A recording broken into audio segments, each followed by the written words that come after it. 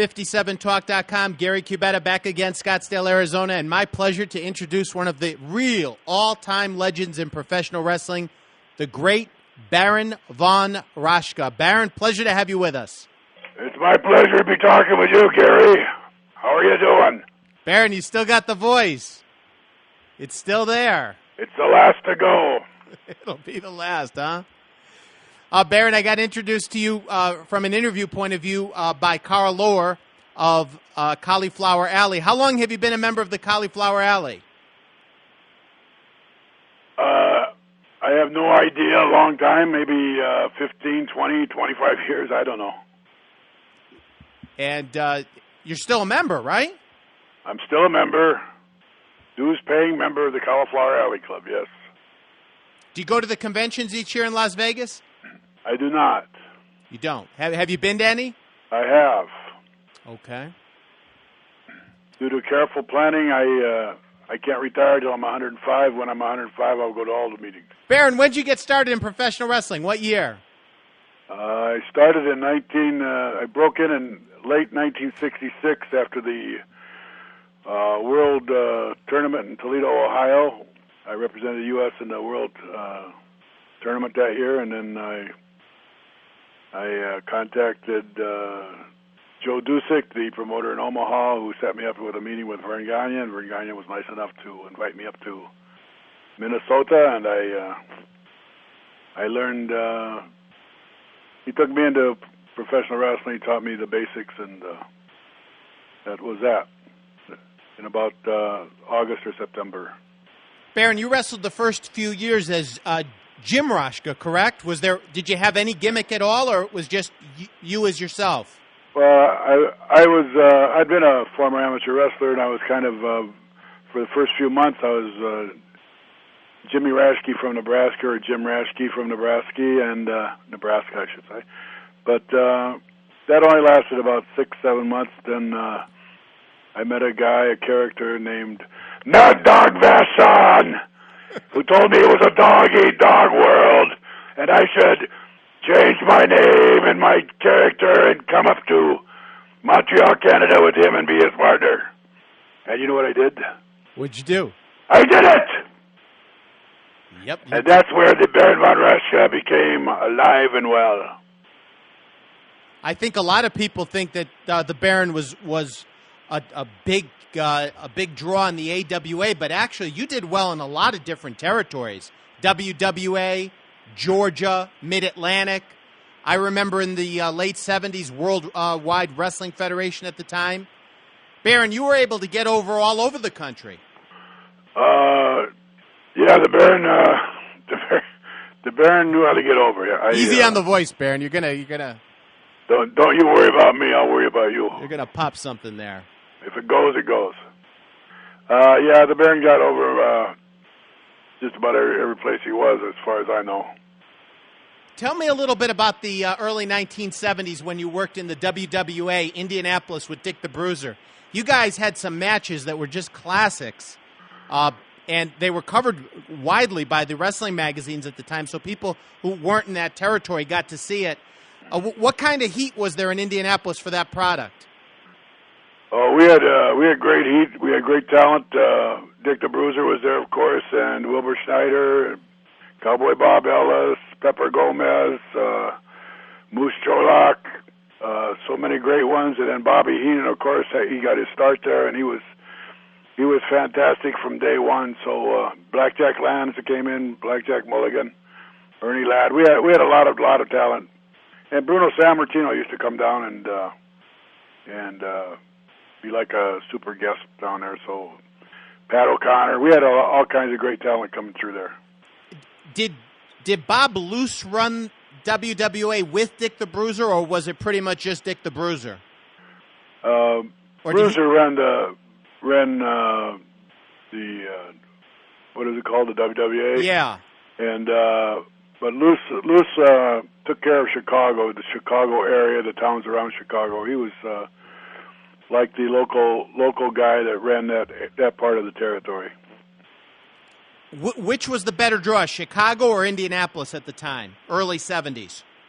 Chicago, the amphitheater was selling out all the time. It was just a great place, and the WWA shared that with the AWA. Their TV covered Chicago, and our TV covered Chicago, but a lot of our guys were over stronger than some of their guys, but they would mix up the cards in Chicago, so it'd be always be good, always be interesting.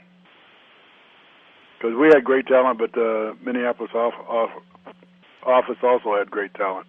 What was the difference between the AWA at the time and WWA? In Chicago is kind of a mix of both, right? It was, yes. I mean, it's very interesting how it was. Chicago, you've got the best of both worlds. AWA, Vern Gagne, Minnesota, Wisconsin, up into Winnipeg.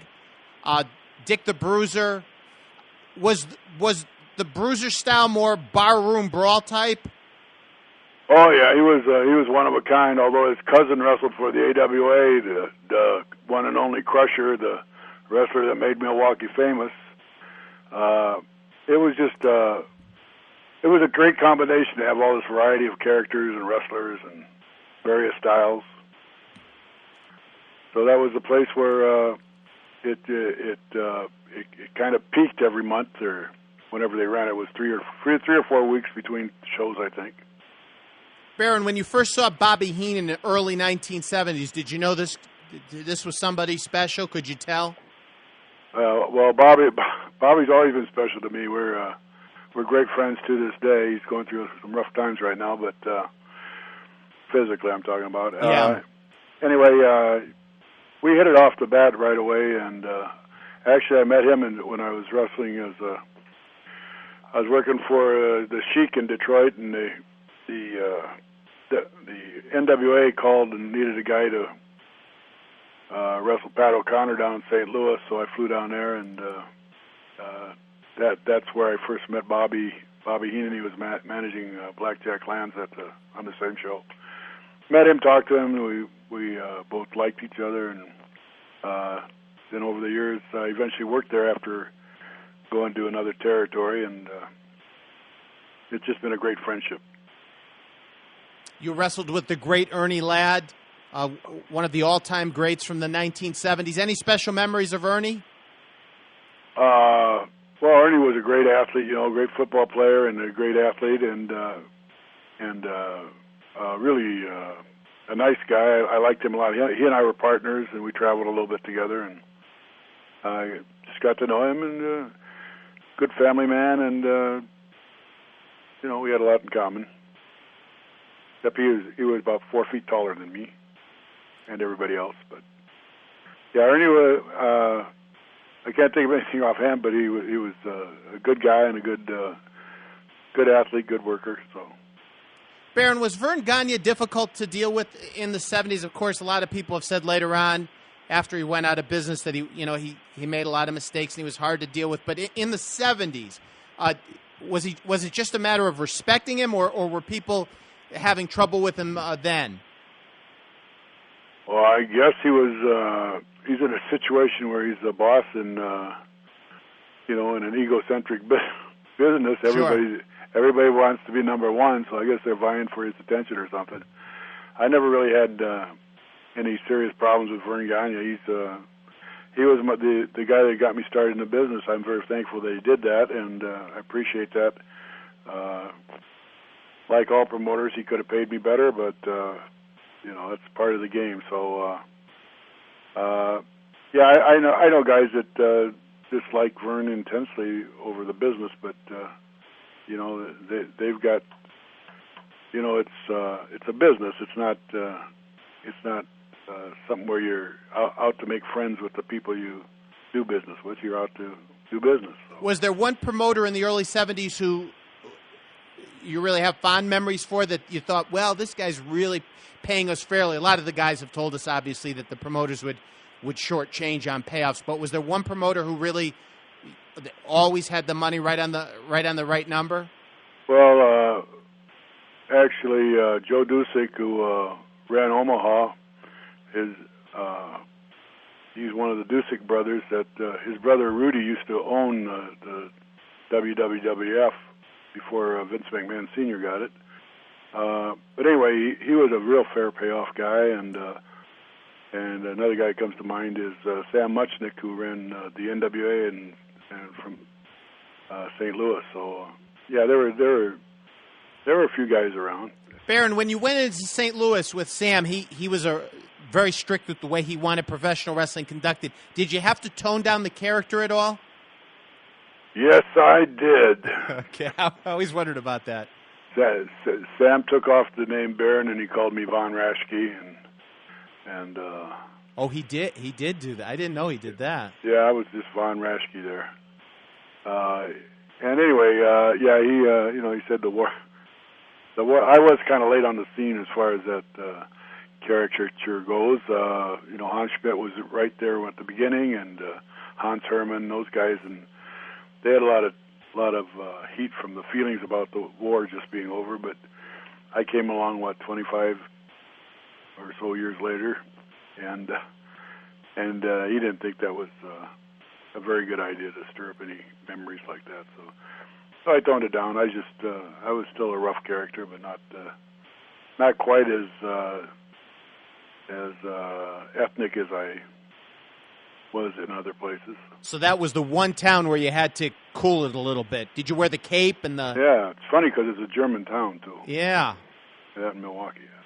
Oh, yeah, I wore the cape, and I did everything I usually do. I just...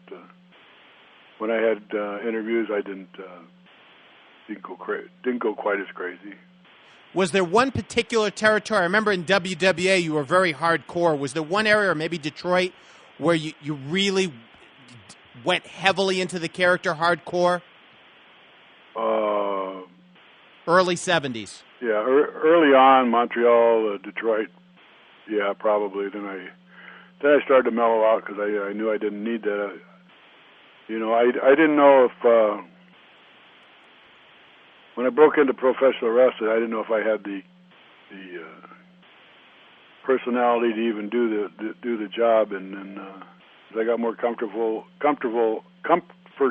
hiding behind the Baron, I started to get a little more confidence in my abilities to interview and to work, and so a lot of it dropped off. If I didn't need it, I didn't use it.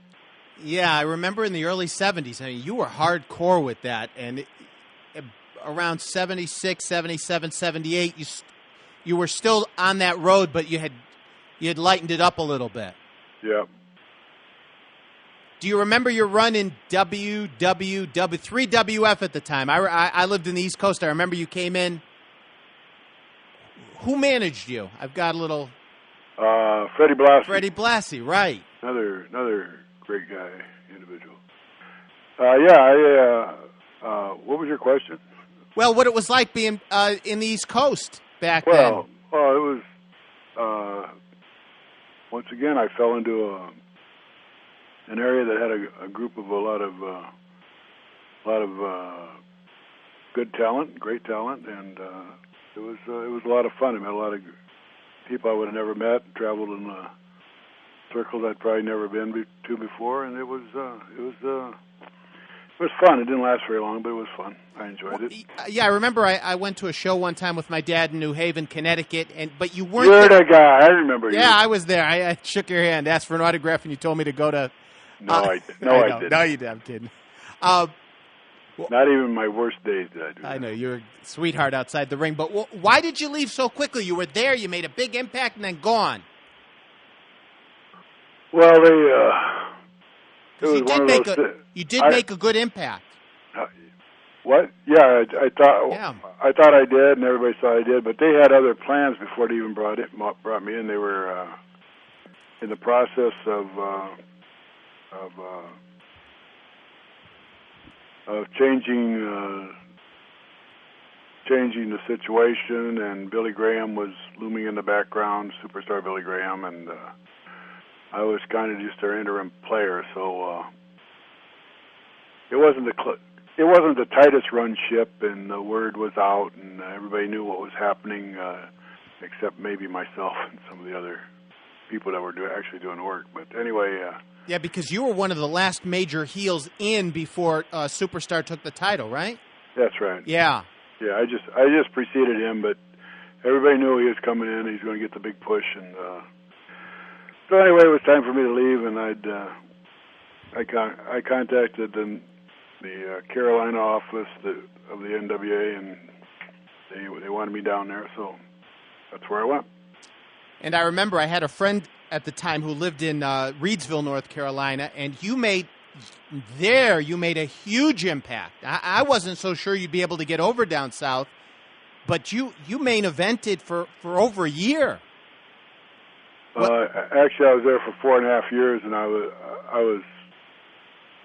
of course, up and down, but mostly I was in or near the main event. Yeah, main event for a year, semi-main event for longer. Why were you able to carve out such a niche for yourself down there for such a long period of time? I'm very adaptable. I'm versatile. Once again, they had some great talent down there. I don't know. It's just you got good people to work with. It's easy to stay over. Well, it's just so different from the way Vern would run the promotion. Vern would run once a month, and in the Carolinas, it's every week. Yeah, and just a different system. Yeah. Did you do more mat wrestling there, or was there more psychology? I've heard some people say down south they had to do more because it was a weekly format. Well, you did what you had to do. It depended on the crowd and the night and what was happening in and around what you were doing, what each wrestler was doing in the ring. Each pair of wrestlers or four of wrestlers or whoever was in the ring during that night. And anyway, it was a very fluid situation. Like I said, I'm very adaptable. You wrestled Johnny Weaver many times in main events. Yes, I did. What was with that? I remember that feud went on forever. Yeah, once again, Johnny was a great talent, and we always had. I understand we always had really good matches, and so the people kept wanting to see him do what he could with me, and it was just worked out that way. You wrestled with Greg Valentine and Paul Jones as partners. You were Mid-Atlantic champions, defeating Ricky Steamboat and Paul Jones, Paul Orndorff and Jimmy Snuka, Blackjack Mulligan and Ric Flair the third time. The area was loaded with talent, but it wasn't like you were getting pushed to the bottom. No, they used me well and for quite a long time. Then, of course, you got a big run in Georgia. Yeah. Georgia heavyweight title. 1980, you defeated Austin Idol. Yeah. And you must have known at the time you're getting coverage all over the United States and even some parts of the world on TBS. It did dawn on me that we were on national cable TV, yes, and worldwide cable TV, yeah. Since we were doing it at the TV at the Turner Studios in downtown, just off one of the Peachtree Streets in downtown Atlanta. I figured we were getting pretty good coverage. You went into Florida television title, defeating Barry Windham. A lot, like I said earlier, Baron, a lot of people picture you as just being basically an AWA player, but you spent a lot of your career outside of Vern's territory. Yes, I did. Until the latter years, most of it, as a matter of fact. Then I did spend a good long chunk before I retired in the AWA. You came back to Vern. The territory's on fire. Hulk Hogan is in. You were part of that, right? Yeah, well, I came back to Vern and to avenge Mad Dog Vachon, who Jerry Blackwell and John Studd had injured, and that was like 3 or 4 years before Hulk came around. So the territory was on fire long before Hulk got there. Yeah, but you saw the whole lead up to it. When Hulk came in, it put it into another gear. Was there? The territory was on fire before. After Hogan got over, was it taken to another level from what you saw? Not really. Not really. No, it was still doing well, and he fit into the plan they had at the time, and he did real well too. So I don't think it got any better than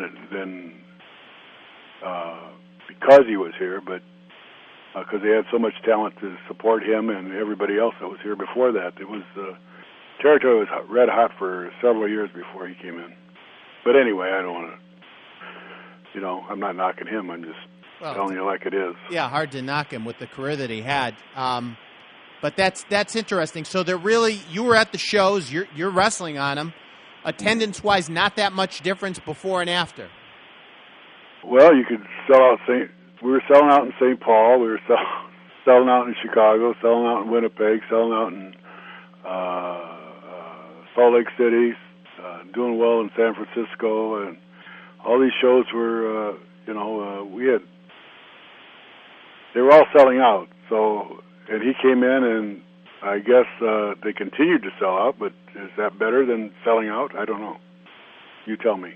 Okay, I'll tell you that it's equal. It's equal. Unless you're in a football stadium and there's no possibility of a sellout, it's tough to gauge. Yeah. But that's all I'm saying is that he came in and he did well, but he didn't set the territory on fire or anything. He was just a guy that was in the right place at the right time. That's all I'm saying about it. Yeah. Okay. Now, after Hogan left and Vince went national, things did start to diminish in the AWA. It did seem to happen about the time that Hogan left. Was it so much Hogan, or was it that so many other guys went out the door with Hogan? I think quite a few guys left about the same time Hogan did, and some really valuable talent. So he kind of took some of the talent away, and that led to some of the demise. But it took over 2 years before for another year the territory was still on fire, and then maybe 2 years later it started to die off, and the promotion made some bad moves. They didn't protect the territory. They just let Junior come in and buy up TVs, and so they started losing their market share, and so that was all business stuff, which I had nothing to do with. So. Did you see a difference in Vern? Oh, no, it wasn't my year to watch him. So yeah, no, I understand. I don't get involved in the politics and all that stuff that happens. Baron, were you worried that Vince was going to be the guy that was so aggressive and seemingly going to take over the business, or were you getting to the point where you were thinking about backing out yourself? Or did you think, hey, maybe I'll get an opportunity with him? I didn't think about him too much at all, to tell you the truth. Okay, fair enough. I was just a worker and doing my best and trying to make a living for my family, and that these things they were involved in, I don't know that much about. Sure. Anyway. The final days of the AWA, you were part of the tournament they had. Do you remember it? I remember being the Baron Blitzers. Yeah. What? You were a collegiate champion and great wrestler in the 70s, early 80s. Did you think that was a good way to go? It obviously wasn't. Well, it didn't seem to work. The AWA Team Challenge Series. Yeah, by that time the talent pool had dwindled quite a bit, and even then, Vince was still picking off guys, the top guys from here, and taking them over to his place. So it was just, the business was in a sad shape. The TVs were in a sad shape for the AWA, and it just kind of slowly slipped away. You got to have an audience in order to draw crowds, and if you don't have a TV audience, then you're in big trouble. Baron, do you miss the business at all today? Oh, I miss seeing a lot of the guys I got to know and like, and but I do see them occasionally at different events. I was down at the Hall of Fame in Waterloo, Iowa, the Luthez, George Tragus Luthez Professional Hall of Fame, and just 2 weeks ago, and I got to see a lot of people that I've been around and knew, and it's always a fun event. So I do get to see some of the guys sometimes. Sometimes I would have autograph signing, fan show, whatever. Yeah, I still like it. But when my body and my wife told me to quit, I thought that was probably a good idea, so I did. You have a website. Can you give me the address so the fans can check it out? It's Baron, excuse me, Baron von Raschke, RASCHKE.com. Easy to remember. Yeah, my son developed it, and a friend of his, and it's got a lot of interesting things to look at if you're interested in Baron at all. And who isn't? Baron, when's the last time you got in the ring? I think it was 1992. You haven't wrestled since? Not in a match. With anyone? Okay. 1992. No. Okay, very good. Well, Baron, it's been a pleasure. I want to thank you for taking the time out of your day to join us. And I wish you continued good health. Well, thank you, Gary. It was a pleasure talking to you. And that is all the people need to know. Still got it, Baron. Okay. All right. Have a good day. Thank you. You too, Gary. Bye-bye. Bye-bye.